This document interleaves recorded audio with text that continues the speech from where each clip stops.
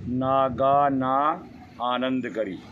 नागा ना आनंद करी मतलब नागों को आनंद देने वाली तिथि, जिसे अपन नाग पंचमी के नाम से जानते हैं।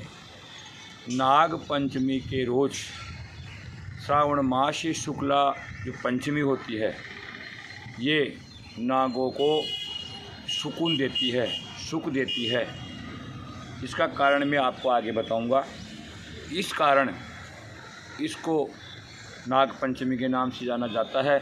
और इस रोज़ नागों को दूध से स्नान करके नाना प्रकार की पूजनीय सामग्री से पूजा जाता है और प्रार्थना की जाती है कि हमारे कुल में, हमारे परिवार में आगामी जो 12 महीने हैं उनमें किसी प्रकार की विष के द्वारा किसी की मृत्यु न हो, नाग के डसने के द्वारा किसी की मृत्यु न हो, नागों को आशीर्वाद हमें प्राप्त होता रहे, ऐसी प्रार्थना की जाती है।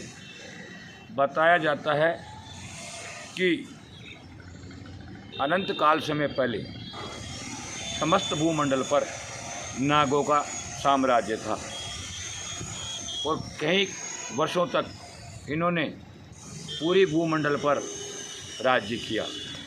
समय पाकर नागों को पाताल लोक का राज्य दे दिया गया। आज भी पुराणों में कई जगह देखने को मिलता है कि जो नागों की निवास स्थान है वो पाताल लोक माना जाता है। और विशेष रूप से जो नागलोक के अंदर भोगवतीपुरी, ये नागों की राजधानी के नाम से जानी जाती है। कई जगह पढ़ने को मिलता है भोगवतीपुरी नागलोक के अंदर, ये वहाँ की राजधानी है और जो प्रमुख नाग है वो वहाँ शासन करते हैं। गरुड़ पुराण में, भविष्य पुराण में, चरक संहिता में, सुश्रुत संहिता में एवं भाव प्रकाश में कई जगह पढ़ने को मिलता है नागों के बारे में। जगह जगह यक्ष, गंधर्व, किन्नर नागों का वर्णन मिलता है। ये कोई आज का विषय नहीं है कि नागलोक या नागों की पूजा अब जा कर के की जाने लगी है। इनकी जो उत्पत्ति है नागों की, ये कश्यप ऋषि के द्वारा, इनकी जो पत्नी थी कद्रु, उनके इन नागों का उत्पन्न बताया गया है। कश्यप ऋषि के द्वारा अपनी पत्नी कद्रु के द्वारा नागों का प्रादुर्भाव उत्पन्न माना गया है और पाताल लोक में रहते हैं, ऐसा सुनने को मिलता है, देखने को मिलता है, पढ़ने को मिलता है। साथ ही कश्मीर के जाने माने संस्कृत के बड़े विद्वान प्रकांड कवि हुए थे, उन्होंने अपनी जो कृति है पुस्तक राजतरंगिणी, उसके अंदर उन्होंने उल्लेख किया है कि ये जो संपूर्ण कश्मीर है, ये कश्मीर भूमि पूरी नागों का ही भूमि है और अवदान माना गया है इस कश्मीर को नागों के द्वारा। और इसका प्रमुख एक प्रत्यक्ष प्रमाण आज भी देखने को मिलता है, वो है अनंतनाग। अनंतनाग जो जगह है ये कश्मीर के अंदर ही आती है। और नित्य प्रति जिस प्रकार प्रातः स्मरण के अंदर अपन भगवान का स्मरण करते हैं उठ करके, तो कई जगह पढ़ने को मिला है, देखने को मिला है कि नागों का प्रातः स्मरण भी करना चाहिए। जिस प्रकार उठते ही अपन करते हैं हथेलियाँ रगड़ के, देखते हैं कराग्रे वस्ते लक्ष्मी, कर मध्य सरस्वती, कर मूले स्थितो ब्रह्मा, प्रभाते करु दर्शनम, उसी प्रकार प्रत्येक व्यक्ति को उठते समय, जागते ही नागों का भी स्मरण करना चाहिए और बोलना चाहिए। बताया गया है अनंतम वासुकिम शेषम पद्मनाभम च कम्बलम शंखपालम राष्ट्रराष्ट्रम तक्षकम कालियम ततः एतानि नवनामानि नागानां च महात्मनां सायंकाले पठे नित्यम प्रातः काले विशेषतः।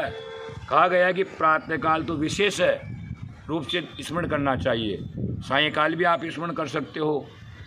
तस्मै विषभयम नास्ति सर्वत्र विजयी भवेत्। जो लोग नागों का प्रातः स्मरण करते हैं अथवा सायंकाल स्मरण करते हैं तो उनके परिवार में किसी प्रकार का विष से मरना या नागों के द्वारा डस के मरने की संभावना तो रहती ही नहीं है। वो व्यक्ति किसी भी जगह पर पराजय का मुंह नहीं देखता है। इसलिए नागों की पूजा पौराणिक काल से होती आ रही है, शास्त्रों में वर्णन मिलता है। और अब बात ये आती है कि नागों की पूजा श्रावण मास या शुक्ल पंचमी को क्यों की जाती है। अगर ऐसा ही है तो कभी भी पूजा कर लेनी चाहिए। इसका एक उल्लेख मिलता है कि नागों को श्राप लगा, तो वो श्राप किसने दिया?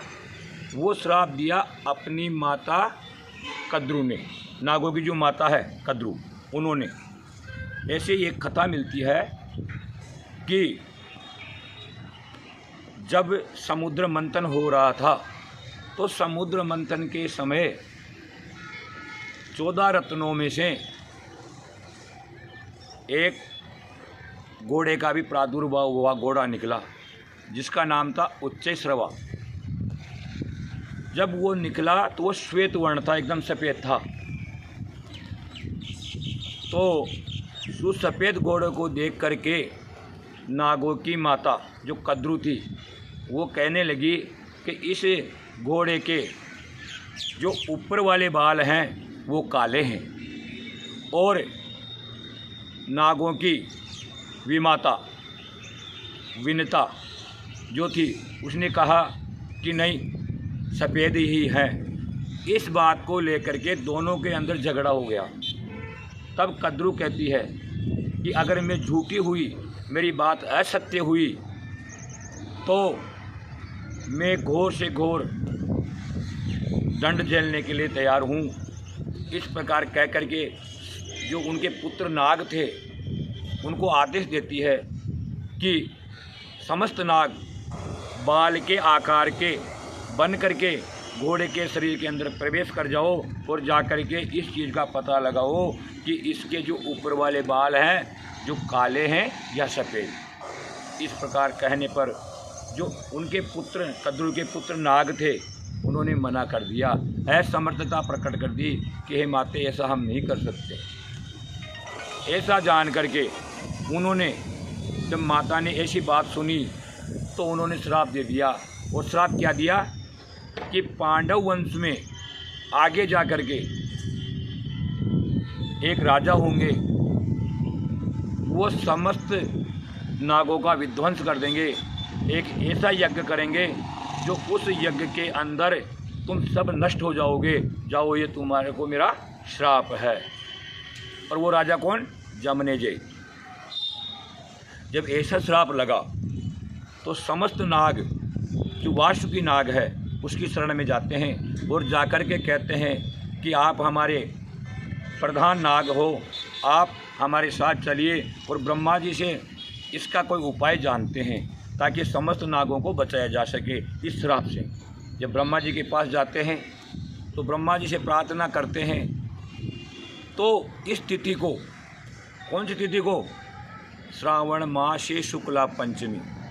इस तिथि को ब्रह्मा जी ने इन लोगों को, नागों को, इस श्राप की मुक्ति का उपाय बताया। और वो उपाय क्या था? वो उपाय था कि यायावर वंश के अंदर एक बड़े तपस्वी जरत्कारु नाम के तपस्वी संत होंगे, वो तुम्हारे बहनों ही बनेंगे। और उनके जो संतान होगी उसका नाम होगा आस्तिक। और वो आस्तिक जो आपका भांजा कहलाएगा, वो आपको इस जन्मेजय के यज्ञ के द्वारा जो आपका विध्वंस होने वाला है उससे वो आपकी रक्षा करेगा, वो आपको बचाएगा। तो इस पंचमी को उन नागों को अपना उपाय जानने को मिला। और आगे चल कर के जब इनका भांजा आस्तिक मुनि हुए उन्होंने इस श्रावण मास ये पंचमी के दिन ही, शुक्ल पंचमी के दिन ही इन नागों को जन्मेजय के यज्ञ के अंदर विध्वंस होने से बचाया। तो ये तिथि इन नागों को अति प्रिय हुई और इस तिथि के रोज़ जो नागों की पूजा करता है एवं आराधना करता है तो उनको विशेष आशीर्वाद प्रदान करते हैं और उनको किसी प्रकार के विष के द्वारा अपने परिवार में क्षति होने का भय नहीं रहता है। तो आगामी जो शुक्रवार के दिन नाग पंचमी आ रही है, इस रोज़ प्रत्येक व्यक्ति हो सके कुछ समय निकाल करके नागों की पूजा करनी चाहिए।